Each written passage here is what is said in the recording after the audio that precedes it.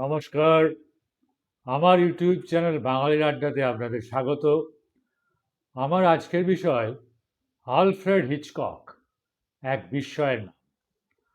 পুরো নাম Alfred Joseph Hitchcock, একজন বিখ্যাত চলচ্চিত্র নির্মাতা। জীবদ্দশায় তিনি 50টিরও বেশি চলচ্চিত্র নির্মাণ করেছেন। সবাক ও নির্বাক দুই ধরনের চলচ্চিত্রই নির্মাণ করে সফলতা পেয়েছেন। তার চলচ্চিত্রের প্রধান উপাদান রহস্যময়তা। এই রহস্যময়তাকে ঘিরেই তিনি নান্দনিক চলচ্চিত্র নির্মাণ করেছেন। সেই সঙ্গে থ্রিলিং সাসপেন্স, এই ধরনের ছবির পথপ্রদর্শক তাকেই বলা হয়। এবার আসি হিচককের চলচ্চিত্রের নান্দনিকতা প্রসঙ্গে। শুরুতে উল্লেখ করেছি তিনি একজন নান্দনিক চলচ্চিত্র নির্মাতা। বিশ্ব চলচ্চিত্রে আলফ্রেড হিচকক একটি নিজস্ব ধারা সৃষ্টি করে গেছেন। এই ধারা তিনি চলচ্চিত্রের কাহিনীতে বজায় রেখেছেন। উদ্বেগ, ভয়, ভীতি, টান টান উত্তেজনার সংমিশ্রণ যেন তাঁর ছবিতে প্রতিটি ফ্রেমে খেলা করত। এরকম কাহিনী আর ক্যামেরা ওয়ার্ক দিয়ে তিনি দর্শক টানতে সমর্থ হয়েছিলেন, আর সে কারণে তাকে মাস্টার অফ সাসপেন্স বলা হতো। হিচককের রহস্যে দেখা ছবির আরেকটি উদাহরণ। বিশ্ববিদ্যালয়ের হাউস মাস্টার রুপার্টের আর্ট অফ মার্ডার লেকচারের দ্বারা অনুপ্রাণিত হয়ে র্যান্ডন সেই থেকে তার মনে খুন করার প্রবণতা জাগে। একসময় সে তার সহপাঠী ডেভিডকে খুন করে। সেই কাজে ব্র্যান্ডনের সঙ্গে ছিল তার বন্ধু ফিলিপ। ডেভিডের লাশকে লুকিয়ে রাখা হয় একটি অ্যান্টিক বাক্সে। তারপর তারা পার্টির আয়োজন করে। সেখানে আমন্ত্রণ জানানো হয় ডেভিডের বাবা, আন্টি, প্রেমিকা আর সেই হাউস মাস্টারকে। যে বাক্সে ডেভিডকে লুকিয়ে রাখা হয়েছিল সেটিকে বানানো হয় ডিনার টেবিল। এভাবেই শুরু হয় ভয়ঙ্কর স্নায়ুযুদ্ধের খেলা। সিনেমার এইসব কাহিনী নিয়ে খেলা করে হিচকক যা করেছেন তা সবার থেকে আলাদা। তার প্রতিটি চলচ্চিত্রই এক একটি মাস্টারপিস। তার প্রতিটি চলচ্চিত্র অনেক বিখ্যাত পরিচালককে পথ দেখিয়েছে। যদি একটা সময় তার চলচ্চিত্রের নিজস্ব দর্শন তত্ত্ব সমালোচকরা ভালোভাবে নেননি, কিন্তু একটা সময় পর তিনি আর তার চলচ্চিত্র দর্শন সর্বত্র সমাদর পেতে থাকে। যদিও হিচককের কপালে খুব একটা পুরস্কার জোটেনি, আবার এটাও ঠিক পুরস্কার কোনো ছবির ভালো মন্দের মাপকাঠি হতে পারে না। অ্যালফ্রেড হিচকক যে অস্কার পাননি, তার জন্য অস্কার পুরস্কারটি লজ্জা পাবে হিচকক নন।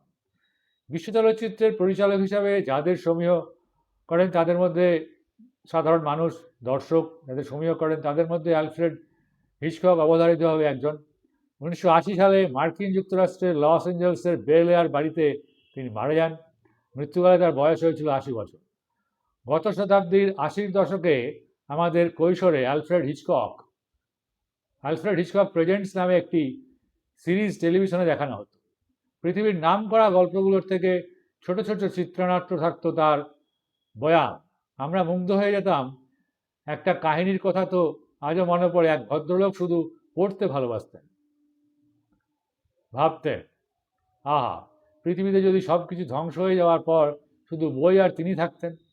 তার বইপ্রীতি কেউ শুনে ধরে দেখতো না, কিন্তু একদিন সকালে ঘুম থেকে উঠে দেখেন তার মনোবাসনা পূর্ণ হয়েছে। সারা পৃথিবীতেই শুধু বই আর তিনি। খুশির আতিশয্যে তিনি যখন বিভোর, তখন হঠাৎ করে তার চশমাটি খুলে পড়ে যায়। চশমা ছাড়া তিনি কিছুই দেখতে পেতেন না। চশমা খুঁজতে গিয়ে তিনি পা দিয়ে বাড়িয়ে ফেলেন চশমাটি। কি ভয়ঙ্কর অনুভূতির জন্ম দিয়েছিল ছবিটি, তা ভাবলে এখনো শিউরে উঠতে হয়। স্পেল বাউন্ড, কিন্তু হতবাক করে দেওয়ার মতো ছবি। 1945 সালে তৈরি এই ছবি দেখলে মনে হয় এরকম একটা ছবি দেখার জন্য অপেক্ষা করা যায় বহুদিন, প্রায় সারা জীবন। গ্রেগরি পেগ আর ইনগ্রিড বার্গম্যানের যুগলবন্দি এই ছবি। মনস্তাত্ত্বিক রহস্যে ঘরানার এই ছবিতে একজন ভালো মনস্তত্ত্ববিদ হিসাবে ইনগ্রিড বার্গম্যানকে দেখা যায়। সেখানে এক ডাকসাইটে চিকিৎসা বিজ্ঞানী হিসাবে আবির্ভাব ঘটে গ্রেগরি পেগের। এখানে মনে করে দেওয়া দরকার, এই ছবির স্বপ্নদৃশ্যে আপনারা চিত্রশিল্পী সালভাদর ডালিকে পাবেন। এটা দেখলে মনে পড়ে যেতে পারে সত্যজিৎ রায়ের নায়ক ছবির উত্তম কুমারের সেই স্বপ্ন দৃশ্যটির কথা। ভার্টিগো, হিচককের তৈরি আরেকটি অনবদ্য ছবি। 1958 সালে এই ছবি নির্মিত হয়। সান ফ্রান্সিসকো পুলিশ বিভাগের একজন গোয়েন্দা ছিলেন জন ফার্গুসন, কিন্তু উচ্চতায় ভীতির জন্য তার চাকরি চলে যায়। এরপর ধনাঢ্য বাল্যবন্ধু গাভিন এলস্টারের সঙ্গে দেখা হলে সেই বন্ধুটি একটি অদ্ভুত কাজের দায়িত্ব দেয় তার জনকে। তার স্ত্রী নিজেকে অন্য মানুষ মনে করে এবং আত্মহত্যা করতে পারে, এরকম সন্দেহ থেকে তাকে বাঁচিয়ে রাখার দায়িত্ব দেওয়া হয় জনকে। ম্যান্ডেলিন এলস্টার চরিত্রে দারুণ অভিনয় করেন কিম নোভাক। কাহিনী যে কোন দিকে থেকে কোন দিকে গড়ায় তা ছবির শেষ দৃশ্যের আগে বোঝার উপায় নেই। এটুকু বলে রাখি, কাজ করতে গিয়ে জন প্রেমে পড়ে যায় ম্যান্ডোলিনের, কিন্তু সেটাই ছবির মূল বিষয় নয়। 1960 সালে হিচকক তৈরি করেন সাইকো ছবিটি। এই ছবিটি বক্স অফিসে আনে অসামান্য সাফল্য। সমালোচকরা প্রশংসায় মুখর হয়ে বলেন, এমন ছবিও হয়। এই ছবির বাঁকে বাঁকে রহস্য। যে সুন্দরী মারিতেন ত্রেন জেনেট লি যেখানে অভিনয় করেন, কে মনে হয় ছবির নায়িকা, তাকেই কিছুক্ষণ পরে মনে হয় ভিলেন। তার পিছনে গোয়েন্দা লেগেছে। কোথায় গেল সে? কোথায় তার গাড়িটা? বোন সিনা মেরিয়নকে খুঁজতে চলে আসে এক পান্থনিবাসে। সেখানেই দেখা হয় নরম্যান বেটসের সঙ্গে।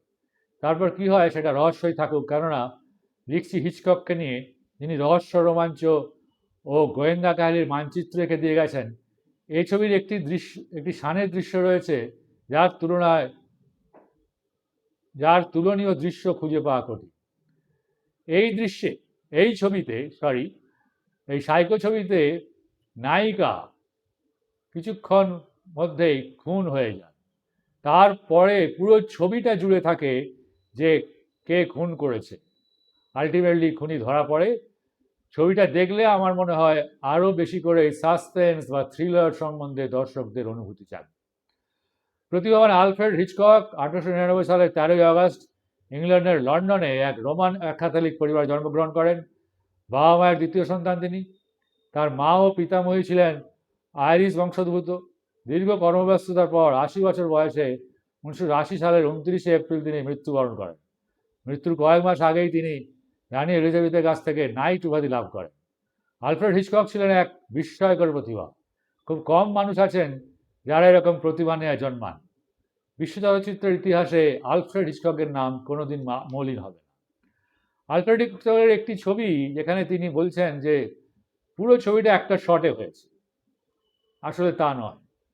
আসলে অন্ধকার অন্ধকার জায়গাতে যখন উনি কাট করেছেন তখন মনে হয়েছে যেন শট একটাই, অনেক শটই নেওয়া হয়েছে।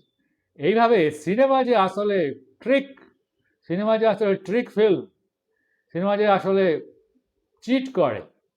যেমন গদার বলেছিলেন যে এক সিনেমা সেকেন্ডে 24 বার করে মানুষকে ঠকায়।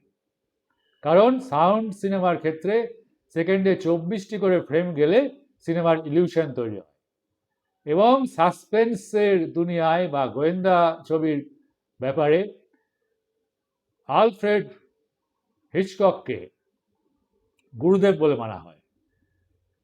এবং তিনি যে ছবিগুলি করে গেছেন তা এখনো গোয়েন্দা চলচ্চিত্রের মানচিত্রকে দিয়ে গেছেন সেখানে। এবং যত গোয়েন্দা চলচ্চিত্র তারপরে হয়েছে তা কোনো না কোনোভাবে আলফ্রেড হিচককের ভিজুয়াল প্যাটার্ন এবং ন্যারেটিভ টেকনিকের উপর নির্ভরশীল।